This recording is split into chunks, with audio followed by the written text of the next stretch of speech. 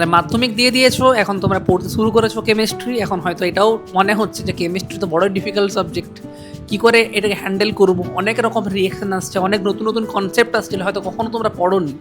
মানলাম যে chemistry initially difficult লাগে, দেখো এটা যাতে তোমাদের প্রলংড ডিফিকাল্টি না থাকে সেই জন্য তোমরা একটা কাজ করো, তোমরা জিনিসগুলো বেসিক্স থেকে শুরু করার আবার চেষ্টা করো। দেখো তুমি যেই চ্যাপ্টারটাই পড়ছো না কেন সেই চ্যাপ্টারটাকে একবার দেখে নাও যে ওই চ্যাপ্টারের সাথে লিঙ্কড, আমি কি বললাম ওই চ্যাপ্টারের সাথে লিঙ্কড চ্যাপ্টারগুলো তুমি কখনো কি আগে পড়েছো না পড়ো? যেমন ধরো পরমাণুর গঠন তোমরা 9 একবার পড়েছো, তোমরা 11 আবার এসে একবার পড়ছো, তাহলে বেসিক্সগুলো একটু ক্লিয়ার করার চেষ্টা করো।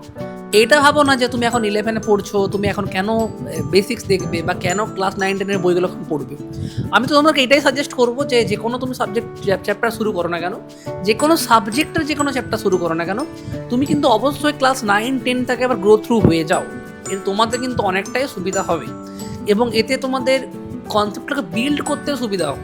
যদি কোনো রকম কোনো ডাউট থাকে তো তুমি অবশ্যই ইউটিউবের মধ্যে ভিডিও দেখো, আমার ভিডিওগুলো এর মধ্যে আছে। আর তোমাদের যে কোনো টপিকের মধ্যে ভিডিও দরকার পড়লে আমাকে অবশ্যই বলো, আমি সেই টপিকের উপর ভিডিও বানিয়ে তোমাদেরকে দেবো। তাহলে এইভাবে পড়াশোনা করতে থাকো।